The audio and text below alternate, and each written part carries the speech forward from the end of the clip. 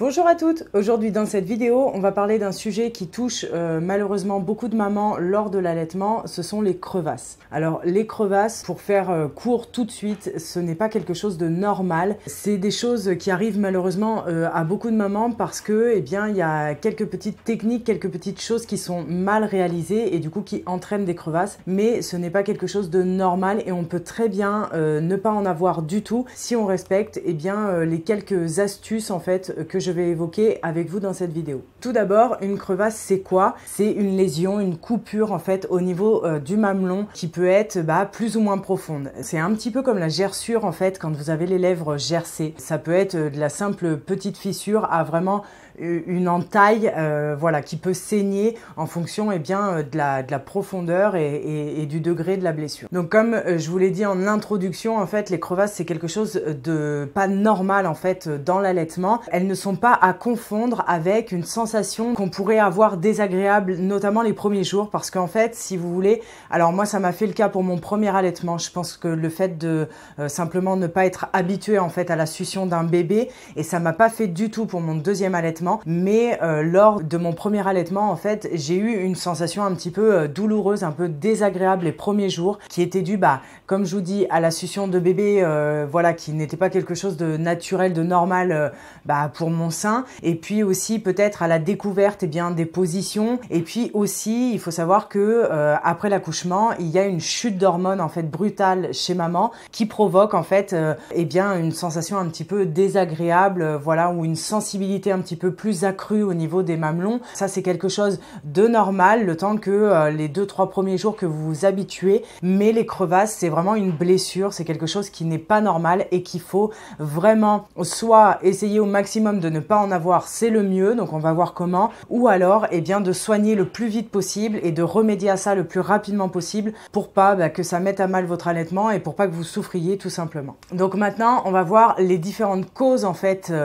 des crevasses, pourquoi on arrive à avoir des crevasses, et la première des choses ultra importantes et la première cause à 85% des crevasses, c'est une mauvaise position de bébé par rapport à la maman. On peut même déterminer en fait la mauvaise position en fonction de l'apparition, de l'endroit de l'apparition de la crevasse. S'il est plutôt en haut du mamelon, s'il est plutôt dessous, sur les côtés, etc. On voit comment bébé est mal positionné. Donc une mauvaise position va entraîner une crevasse. Soit c'est parce que bébé est pas assez proche du sein en fait et du coup il tire sur le mamelon et ça provoque un tiraillement et à la longue en fait ça va blesser votre sein, soit c'est que il est trop en contrebas, donc du coup pareil avec la gravité ça tire votre sein, soit il est trop haut, soit il est mal positionné. Les bébés aussi qui ont tendance ou quand on met le bébé avec le ventre qui regarde le plafond et du coup qui tourne leur tête vers le sein, ça pareil ça provoque une mauvaise position. Enfin voilà, la position est la chose la plus importante à faire pour avoir un allaitement tranquille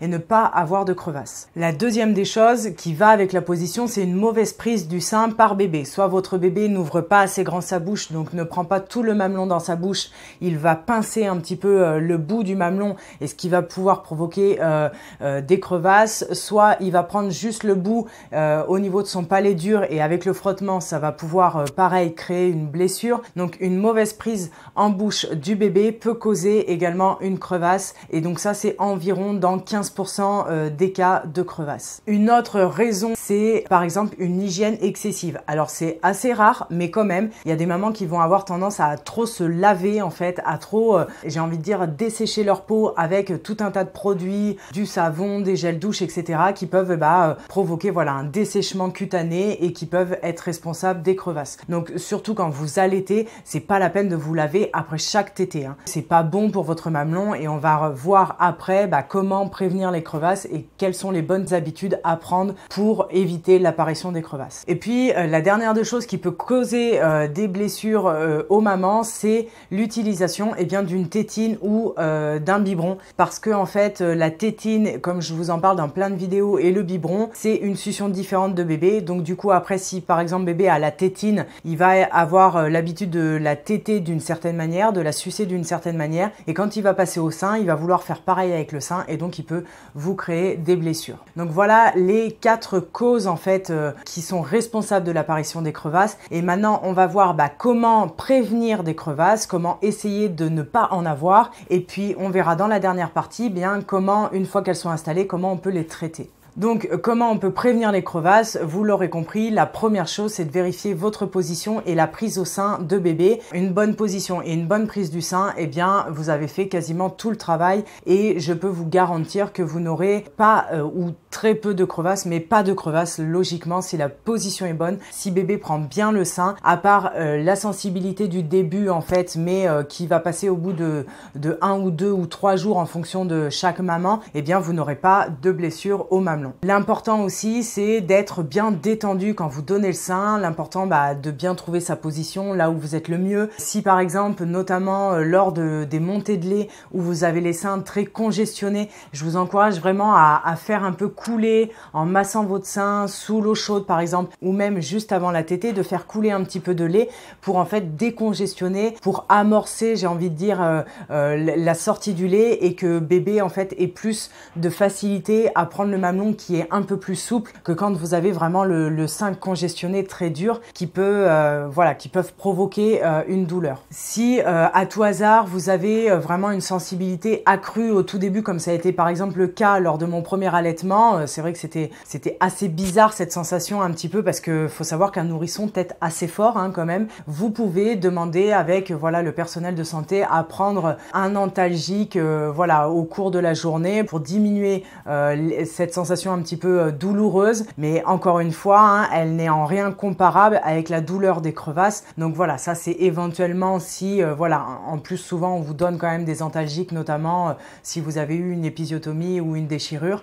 Donc ça peut être une chose aussi. Et puis le dernier conseil en fait, c'est de faire couler votre lait à la fin de la tétée. Quand bébé a bien bu, que vous avez le lait un peu gras, eh bien faites couler un peu de lait sur votre mamelon et laissez sécher comme ça. Ça c'est le meilleur des remèdes, parce que ça va hydrater votre peau, ça va la nettoyer, et comme je vous ai dit tout à l'heure, ne pas nettoyer vraiment le sein après chaque tétée, ça ne sert à rien. Vous vous lavez normalement une à deux fois par jour, mais en évitant les trucs trop agressifs. Faites juste couler du lait après chaque tétée et vous verrez que ça a un effet magique sur les seins. Maintenant, si vraiment vous aviez pas ces informations et que vous avez des crevasses, comment faire pour les traiter? Alors tout d'abord, là il va falloir nettoyer, contrairement au conseil d'avant en cas de prévention, mais quand la crevasse s'est installée, là il faut nettoyer pour pas que ça s'infecte. Vous pouvez nettoyer après chaque tétée et puis le sécher délicatement, il faut pas frotter, c'est des parties qui sont très sensibles. Vous tamponnez soit avec un petit mouchoir ou alors avec une serviette prévue à cet effet pour bien sécher la peau. En cas de crevasse, vous pouvez donc soit faire des pansements au lait maternel, ce qu'on appelle un peu la cicatrisation en milieu humide. Donc vous mettez du lait maternel ou le colostrum les premiers jours sur une compresse, vous l'imbibez bien comme il faut, vous la posez sur vos seins et puis vous pouvez la filmer avec du papier cellophane tout simplement pour bien que ça reste humide, et vous changez vos pansements au fur et à mesure de la journée dès qu'ils ont commencé à sécher. Vous pouvez soit faire ça, soit utiliser, donc maintenant il y a beaucoup de choses qu'on peut trouver, on peut trouver des coupelles en argent, ou alors ce que je vous conseille c'est des coquillages, parce que l'effet de la nacre en fait a un effet vraiment bénéfique sur la cicatrisation du mamelon, et du coup vous faites couler un petit peu de lait dans le coquillage. C'est des coquillages que vous placez sur les mamelons, et puis ça évite également le frottement en fait avec le vêtement qui peuvent blesser ou accentuer la blessure. Vous pouvez aussi faire ce qu'on appelle des pansements entre guillemets avec la crème type lanoline, pour vous en mettez en fine couche, pas des couches épaisses parce qu'après ça risque de faire des croûtes, enfin c'est pas terrible. Donc en fine couche, vous mettez ça avant, après la tétée, vous badigeonnez un petit peu tout au long de la journée et ça a un bon effet cicatrisant.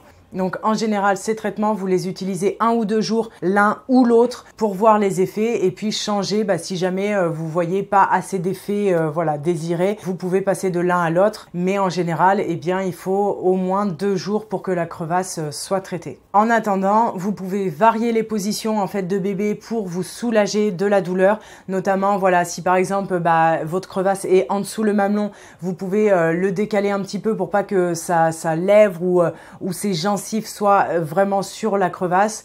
Donc essayez de varier les positions pour trouver celle où vous avez le moins de douleur possible. Et puis vous pouvez aussi faire des tétées plus fréquentes pour qu'elles durent moins longtemps, pour que bébé ait moins faim, j'ai envie de dire. Vous le faites téter plus souvent, comme ça il n'a pas des grosses tétées, il fait pas des longues tétées et du coup ça vous permet de pouvoir supporter mieux la douleur. Bien évidemment, vous pouvez prendre des antalgiques à voir avec votre médecin pour atténuer la douleur. Et puis, si vraiment vous avez tout essayé et que les crevasses sont vraiment trop douloureuses, à la limite, vous utilisez des bouts de sein, mais vraiment, je vous demande de faire attention avec les bouts de sein. Ça peut avoir des effets un petit peu, un cercle vicieux un petit peu sur votre allaitement parce que souvent les bouts de sein, eh bien, ça fait que bébé ne stimule pas le sein correctement, donc moins de lait à force. Et puis aussi ça peut gêner un petit peu sa succion et après bébé, il y a des bébés qui rechignent à revenir au sein naturellement. Donc voilà, si vous devez utiliser des bouts de sein, veillez à ce qu'ils soient le plus fin possible pour qu'il y ait un espèce de contact quand même peau à peau avec le bébé. Et puis dès que ça va mieux, dès que vous ressentez moins de douleur, enlevez les bouts de sein comme ça, voilà, bébé a pas eu le temps de s'habituer et ça sera mieux pour lui et pour votre allaitement. J'espère avoir répondu à vos questions au sujet des crevasses. L'allaitement ne fait pas mal, ne doit pas faire mal. Donc si vous avez mal, c'est qu'il y a un problème. Veillez à corriger la position de vous et de votre bébé. Vraiment, c'est responsable de la plupart des crevasses. Si jamais les crevasses ont commencé, veillez à les soigner le plus rapidement possible pour éviter tout un tas de désagréments derrière. Et puis, pour éviter d'en avoir, eh bien, voilà, respectez ces petits conseils parce que voilà, sans crevasses, c'est quand même vachement mieux. Je vous encourage vraiment, eh bien, à avoir une bonne position, à trouver votre position, à veiller à ce que bébé tète correctement et vous verrez que vous n'aurez pas ces douleurs, ces désagréments qui ne sont pas bien sûr obligatoires pour les allaitements. Voilà, n'hésitez pas à liker cette vidéo, à vous abonner à ma chaîne si c'est pas déjà fait et moi je vous retrouve dans une prochaine vidéo. Ciao!